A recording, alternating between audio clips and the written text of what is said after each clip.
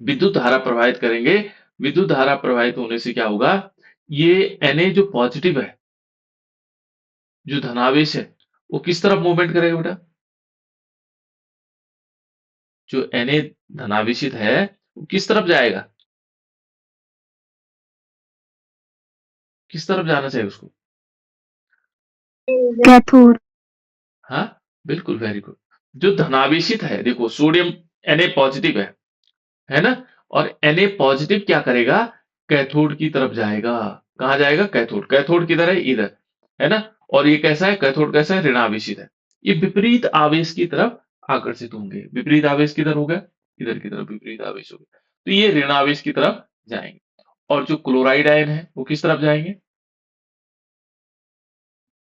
Anode. Anode की तरफ, धनावेश की तरफ, ठीक है ना? तो इस प्रकार से क्या हो सकता है, ये हमारे पास वैद्युत अपघट्य सेल है। और वैद्युत अपघट्य सेल में ये इस टाइप से जाएंगे। फिर क्या होगा? कैथोड। अब यहां पर हम रिएक्शन लिखेंगे उनकी, कि कैथोड पर क्या हुआ, वो एनोड पर क्या हुआ। ठीक है ना? दो कंडीशन आएगी। हम लेंगे कैथोड, ये यहां पर क्या है, ये एनोड हमारे पास है।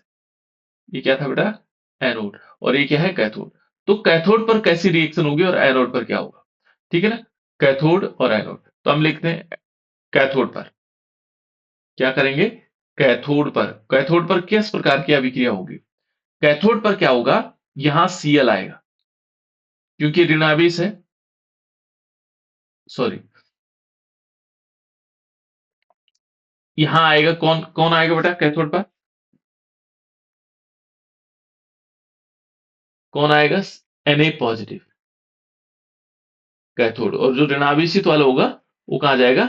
एनोड पर जाएगा। ठीक है ना? तो यहां पर क्या होना है, ये जो धनावेश वाला है, यहां देखो हम कैथोड पर अभिक्रिया देख रहे हैं।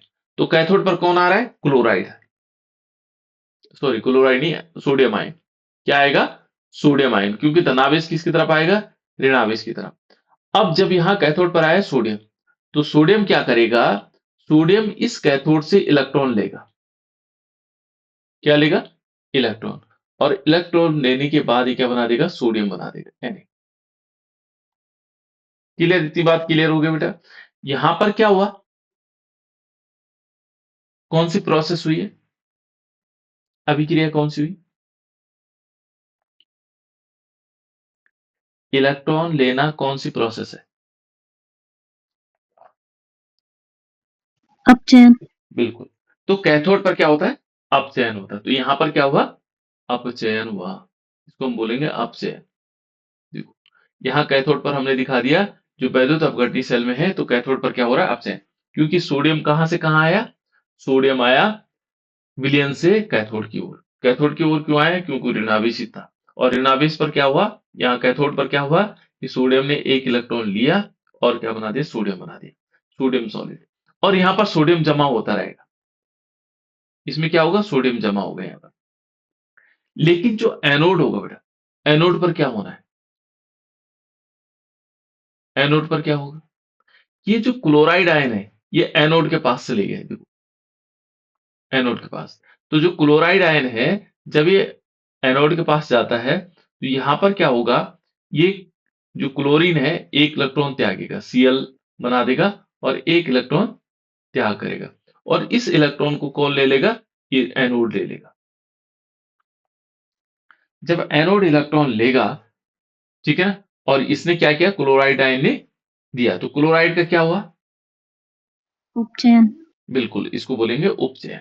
ये क्लोराइड आयन था बेटा, इसमें क्या हुआ? इसका उपचयन हुआ।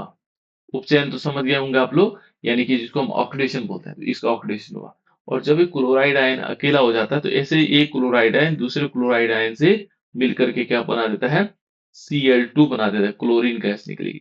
इस पर क्लोरीन गैस निकलेगी, Cl2 निकलेगा। और यहाँ सोडियम जमा हो जाएगा। ये क्या है? ये वैद्युत अपघटन की प्रोसेस भी है, प्रक्रिया है। ठीक है ना? तो हम इस प्रकार से इसको समझ सकते हैं कि वैद्युत अपघटन किस प्रकार से होगा, कैथोड क्या होगा, एनोड क्या होगा, है ना? बाकी डिस्क्रिप्शन आप देख लेना, इसमें डिस्क्रिप्शन लिखा हुआ है क्या क्या होना है। देखो, हम क्या करेंगे, विद्युत के कुछ अलग पदार्थों जैसे कांच आदि का बना हुआ पात्र लेंगे, है ना? एक टैंक लेंगे, जिसमें क्या होगा? विद्युत अपघट्य विलयन की उचित मात्रा लेकर के क्या किया जाएगा? उसका वैद्युत अपघटन की प्रक्रिया की जाएगी, ठीक है ना? और इस विलयन में क्या होंगे? 2 धात्विक छड़ें डूबी होंगी, जिन्हें हम क्या करेंगे? तार की सहायता से बैटरी के टर्मिनल से जोड़ देंगे। ये देखो तार की सहायता से हमने बैटरी के टर्मिनल से जोड़ दिया। ये धात्विक की छड़ें हैं 2, है ना? और फिर क्या करना है? ये धात्विक की छड़ें क्या कहलाएंगी? इलेक्ट्रोड कहलाएंगी। इन दोनों को हम इलेक्ट्रोड कहलाएंगे। जो धातु की छड़ें हैं, इनको इलेक्ट्रोड कहेंगे। देखो वह इलेक्ट्रोड जो बैटरी के धनात्मक सिरे से जुड़ा होता है, उसको क्या कहा जाता है? एनोड। ये धनात्मक सिरे से इधर जुड़ा हुआ था, इसको हमने क्या बोला? एनोड बोला। ठीक है ना? फिर क्या होगा? जो जो बैटरी के ऋणात्मक सिरे से जुड़ा होता है, उसको हम क्या बोलते हैं? कैथोड बोलते हैं। ये सिंपल प्रोसेस है ना? तो जब इन दोनों विद्युत अपवर्त्य विलयन बनाया जाता है, तो क्या वियोजित हो धनायन क्या होते हैं और ऋणायन में वियोजित हो जाते हैं। जैसे हम क्या करेंगे? विलयन बनाएंगे किसी भी वैद्युत अपवर्त्य पदार्थ का, तो एक धनायन बनाएगा और एक ऋणायन बनाएगा। जैसे मान लीजिए विलयन जरूरी नहीं बेटा NaCl का बनाए, हम KCl का बना सकते हैं, पोटेशियम क्लोराइड। तो जैसे पोटेशियम क्लोराइड का बनाएगा, विलयन बनेंगे, तो K पॉजिटिव और Cl नेगेटिव हो जाएगा, है ना? यहाँ K पॉजिटिव के आयन बनेंगे और Cl नेगेटिव के आयन बनेंगे और ये सारे बिखर जाएंगे इसमें। लेकिन जैसे हम विद्युत धारा प्रवाहित करेंगे, विपरीत आवेश की तरफ चलने लगेंगे। जो ऋणावेशित हैं, एनोड पर धनावेश है और कैथोड पर ऋणावेश है ना? तो जो धना ये पोटेशियम है इसकी तरफ जाएगा और जो क्लोराइड आयन है वो किसकी तरफ आएगा? एनोड की तरफ आएगा। भाई ये प्रोसेस चलती रहती है इसमें, है ना? वैद्युत अपघट्य पदार्थ कोई भी हो सकता है, ठीक है? दूसरा देखो, यदि विलयन ये कहता है कि विलयन में विद्युत धारा प्रवाहित करने पर विलयन में उपस्थित धनायन और ऋणायन विपरीत आवेश वाले इलेक्ट्रोडों की ओर गमन करते हैं। जो विपरीत आवेश की तरफ गमन करेंगे, ये तो सिंपल चीजें हैं। यानी कि जो धनावेश होंगे वो ऋणावेश की तरफ जाएंगे और जो ऋणावेश होंगे वो धनावेश की तरफ जाएंगे। ठीक है ना? ये मैं बता चुका हूं आप लोगों को। और इस प्रकार से क्या आएगा? देखो यहाँ पर धनायन क्या होगा? कैथोड की तरफ जाएगा और जो ऋणायन होगा वो एनोड की तरफ गति करेगा। ठीक है ना? और एनोड पर पहुंच करके क्या करेगा? अपना इलेक्ट्रॉन त्याग देगा। ये अपना इलेक्ट्रॉन को क्या करेगा? त्यागेगा। जो ऋणायन होगा एनोड पर जाकर के अपना इलेक्ट्रॉन त्यागेगा, है ना? और इलेक्ट्रॉन त्यागना क्या कहलाता है? उपचयन। और जो धनायन पर जाएगा वो क्या करेगा? इलेक्ट्रॉन ग्रहण करेगा, है ना? भाई इसको क्या कहेंगे? इलेक्ट्रॉन ग्रहण करना अपचयन हो जाएगा। तो इस प्रकार से दोनों प्रोसेस होती है ना?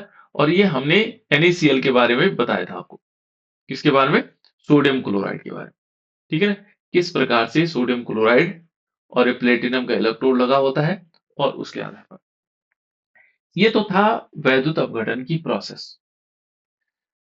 वैद्युत अपघटन की प्रोसेस बहुत सिंपल है। हमें एक वैद्युत अपघट्य पदार्थ लेना है, इसको छोड़ देंगे अभी थोड़ी देर के लिए। एक वैद्युत अपघट्य पदार्थ लेना है, उसको पानी में मिलाना है। पानी में जैसे मिलाएंगे तो वह अपने आयनों में टूट जाता है। कैसे टूटेगा? जैसे NaCl को हमने देखा, तो ये Na पॉजिटिव और Cl नेगेटिव। इसको हम बैटरी के टर्मिनल से जोड़ेंगे, 2 इलेक्ट्रोड लेंगे और बैटरी के टर्मिनल तार से इनको क्या करेंगे? बैटरी के टर्मिनल से जोड़ देंगे। जैसे इसमें विद्युत धारा प्रवाहित होगी, तो इसमें क्या होगा? जो ऋणावेश है वो किसकी तरफ? एनोड की तरफ जाएंगे और जो धनावेश है वो कैथोड की तरफ जाएंगे। ठीक है ना? क्योंकि विपरीत ही आवेश की तरफ गति करते हैं। ये वैद्युत अपघटन सेल के बारे में। और जहां पर यहां पर जाकर के क्या करेंगे? वो अपने इलेक्ट्रॉन को त्याग कर देंगे। जो इलेक्ट्रॉन ऋणावेश यहाँ गया, तो इलेक्ट्रॉन त्याग करके ये एनोड को दे देंगे और यहाँ पर इलेक्ट्रॉन को ग्रहण करके अपने आप सॉलिड के फॉर्म में आ जाता है और ये दोनों क्लोराइड के रूप में अलग हो जाते हैं। भाई ये प्रोसेस है इसका। अब इसके बाद क्या हुआ? इसके बाद आया फैराडे। फैराडे बहुत इंपॉर्टेंट। क्या कहा बेटा इस फैराडे ने?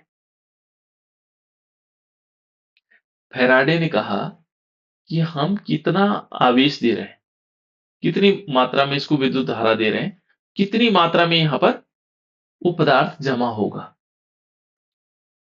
कितनी मात्रा में कोई पदार्थ यहां पर जमा होगा।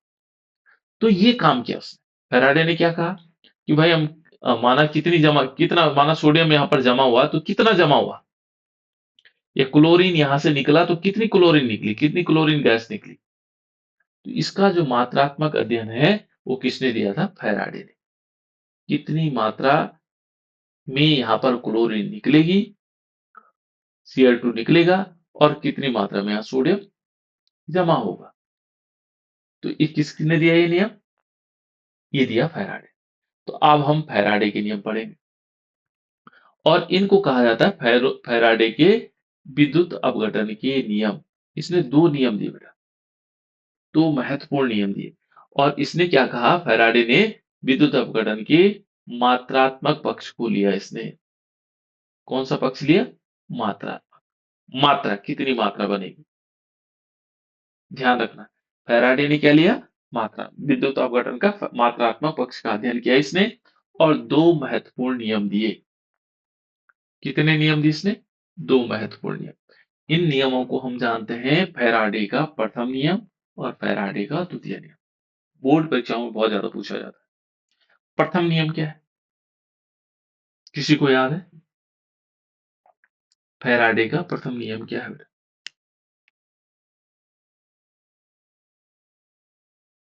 क्या कहा था फैराडे ने पहला नियम के?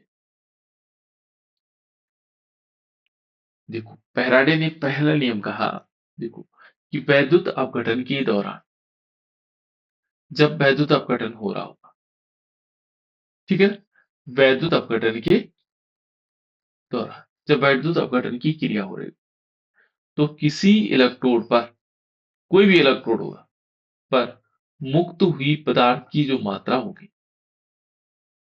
तीन चीजें याद रखने, वैद्युत अपघटन के दौरान, ठीक है ना, किसी इलेक्ट्रोड पर मुक्त हुई पदार्थ की मात्रा। ये देखो, हमने ये इलेक्ट्रोड लिया, ये इस टाइप से, वो कह रहा है कि वैद्युत अपघटन के दौरान इन इलेक्ट्रोड, ये इलेक्ट्रोड है बेटा, इन इलेक्ट्रोड पर मुक्त हुई पदार्थ की मात्रा, जैसे हम कहें सोडियम की थी, सोडियम की मात्रा, है ना, किसी इलेक्ट्रोड पर मुक्त हुई पदार्थ की मात्रा। ये लाइन याद रखनी आपको, किसी इलेक्ट्रोड पर मुक्त हुई पदार्थ की मात्रा। यहां पर कितनी मात्रा हुई, उस पदार्थ की कितनी मात्रा हुई, वो कह रहा है कितनी मात्रा होगी। देखो, प्रवाहित होने वाले विद्युत धारा के समानुपाती होती है। जितनी मात्रा में हम इसको विद्युत धारा देंगे, हम ज्यादा विद्युत धारा देंगे तो यहां पर क्या होगा, ज्यादा मात्रा में सोडियम जमा होगा। यही कहना था उनका। वो कहते हैं कि किसी इलेक्ट्रोड पर जो पदार्थ, मुक्त हुई पदार्थ की जो मात्रा होगी, उसमें प्रवाहित होने वाली विद्युत धारा के समानुपाती होगी, विद्युत धारा के समानुपाती। अब मात्रा को दिखाते हैं। ये फैराडे का प्रथम नियम है बेटा। मान लीजिए पदार्थ की मात्रा थी स्मॉल ए डब्ल्यू, और ये समानुपाती किसके होगी? ये होगी आवेश की समानुपाती। आवेश किसको कहते हैं? क्यू, विद्युत धारा, है ना।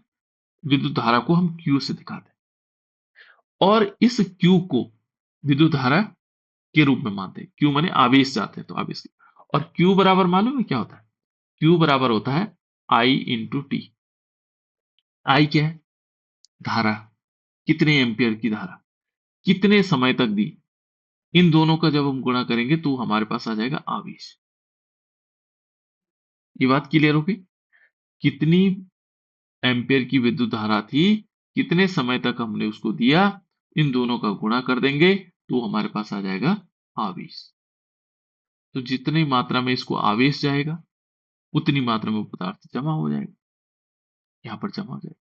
क्लोरीन भी उतनी मात्रा निकलेगी जितना आवेश दे, ज्यादा आवेश दिया ज्यादा मात्रा निकलेगी, है ना। तो इन्होंने ये नियम दिया।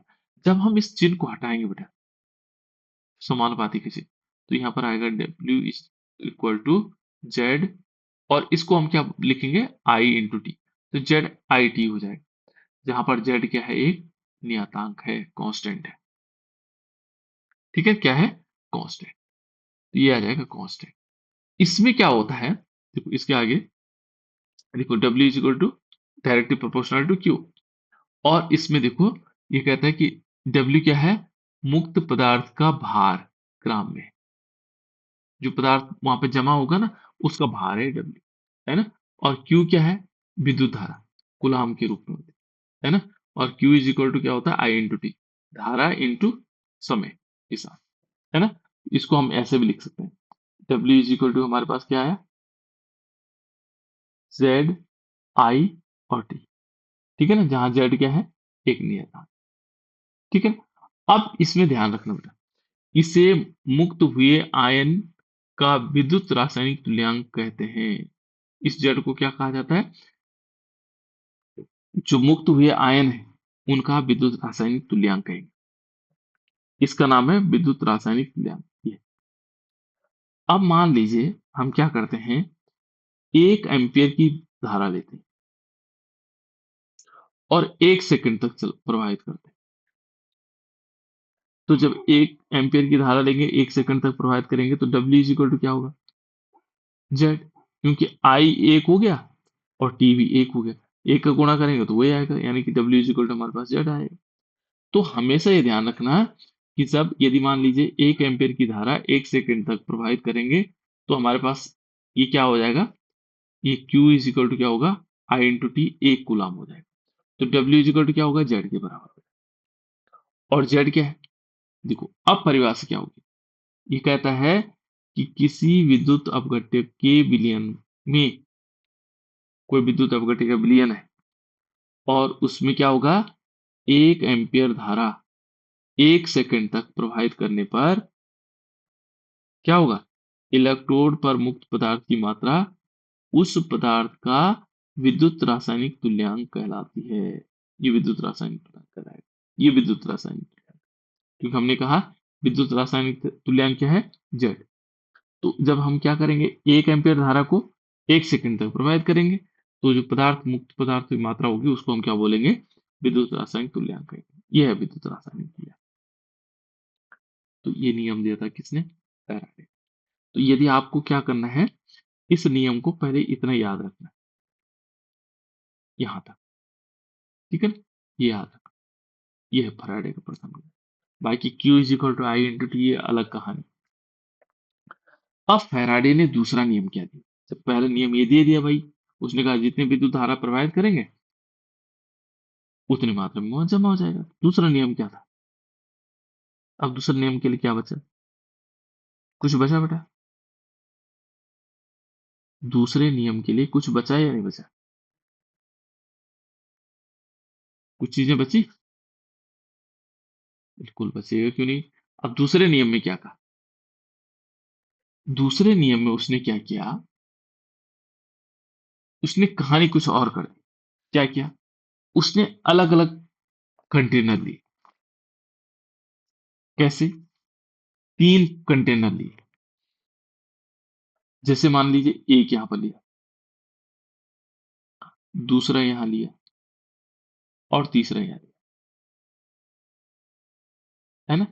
और इन तीनों में क्या किया, देखो विभिन्न, यहां पर पहले नियम को पढ़ लेते हैं। ये कहता है कि विभिन्न वैद्युत अपघट्यों के विलयन में, अलग अलग प्रकार के वैद्युत अपघट्य हैं। तीनों क्या है, अलग अलग प्रकार के वैद्युत अपघट्य हैं। ठीक है ना? और इन तीनों वैद्युत अपघट्यों में मान लीजिए एक विलयनों में समान विद्युत धारा, क्या करना है, समान विद्युत धारा, या किसी और का वैद्युत अपघट्य ले लिया, या अलग वैद्युत अपघट्य, या अलग, इनमें समान वैद्युत धारा कैसे होगी? देखो वैद्युत धारा समान करने के लिए हमें क्या करना पड़ेगा, मान लीजिए हमने एक पे इलेक्ट्रोड यहाँ लगाया, एक इलेक्ट्रोड ये लगा, एक इलेक्ट्रोड ये लगाया, फिर यहाँ इलेक्ट्रोड ये लिया, है ना, एक इलेक्ट्रोड ये लिया और एक इलेक्ट्रोड ये लिया। मेरे हाथ से सही नहीं बन पा रहा, लेकिन नहीं मान, है ना, इस प्रकार। और इसको कनेक्ट इससे किया, फिर इसको कनेक्ट इससे किया, फिर लास्ट वाले को कनेक्ट। अब देखो इस सब में क्या होगी, विद्युत समान विद्युत धारा, ऐसे, है ना। इनमें अलग अलग पदार्थ मिले हुए हैं। क्या मिले हुए हैं, अलग अलग पदार्थ। देखो ये कह रहा है कि विभिन्न विद्युत अपघट्यों के विलयनों में समान विद्युत धारा समान समय तक प्रवाहित करने पर, देखो समान विद्युत धारा, मान लीजिए 1 एम्पियर विद्युत धारा हमें यहाँ देते हैं, ये 5 एम्पियर देते हैं, तो इन सब में 5 एम्पियर जा रहा है। ठीक है ना? और समय भी समान है, यानी 5 मिनट तक मान लीजिए हम प्रवाहित करते हैं, तो इनमें समय भी समान समय और समान विद्युत धारा। तो इलेक्ट्रोडों पर मुक्त हुए भिन्न भिन्न पदार्थों की मात्राएं उनके तुल्यांकी भारों के समानुपाती होता है। तो यहाँ पर क्या होंगे, जो जमा होगा ना पदार्थ, वो उनके तुल्यांकी भारों के समान होगा। और तुल्यांकी भार को हम दिखाते हैं हमेशा किससे? ई से। तो मान लीजिए इसमें देखें, मान लीजिए इसमें ई, यहाँ पर क्या है? यहाँ पर मात्रा क्या होगी? W1 है। तो ये किसके समानुपाती होगा? ये हमेशा इस E1 के समानुपाती, जो यहाँ पर पदार्थ होगा उसके तुल्यांकी भारों के समानुपाती होगा। इसे फैराडे का क्या है? विद्युत अपघटन का दूसरा नियम कहते हैं। और इस वाले में देखो, ये मान लीजिए ई, यहाँ पर क्या है? W2 है, मात्रा जमा हुई। ये किसके समानुपाती हो गए? W2 is directly proportional to E2। इसी प्रकार से आता है, ठीक है ना? अब इस नियम से क्या होगा बेटा? देखो, जब इस प्रकार से आ जाएगा, यहाँ पर क्योंकि प्रथम नियम फैराडे का प्रथम नियम था। प्रथम नियम क्या कहता था कि जो W होगा वो directly is equal to Z into Q था। जेड जेड आई टी था, है ना? या जेड इन क्यू। लेकिन यहाँ पर क्या हुआ? इसकी देखो, मात्रा भी समान है। इस क्यू तो सबके लिए समान हो गया। क्यू समान हो गया तो क्या होगा? जो डब्ल्यू होगा वो हमेशा इस जेड के समानुपाती होगा, है ना? यहाँ पर ये देखेंगे तो W1 upon W2 is equal to क्या आएगा? Z Z one upon Z 2। और ये क्या कह रहा है? ये तो ये नहीं कह रहा है, ये कह रहा है उसके समानुपाती हो गए, यानी कि फिर हम कह सकते हैं इसको E1 अपॉन E2, ये इसके समानुपाती। तो लास्ट में ये देखा गया कि जितनी उसकी मात्रा होगी वो उसके तुल्यांकी या तुल्यांक भारों के समानुपाती होगा। तो ये दूसरा नियम है। उसने क्या किया? अलग अलग पदार्थ लिए और अलग अलग पदार्थों में क्या किया? समान विद्युत धारा समान समय तक प्रवाहित की। तो उसने देखा कि जो वहां पर पदार्थ जमा हुआ वो उसके तुल्यांक भारों के समानुपाती, मात्राएं क्या हुई? उस तुल्यांक भारों के समानुपाती। तो ये है बेटा दूसरा किसका? फैराडे का दूसरा नियम, ठीक है? ये दूसरा नियम। यहाँ पर अलग अलग पदार्थों को हम दिखाएंगे कौन कौन से पदार्थ हो सकते हैं, ठीक है?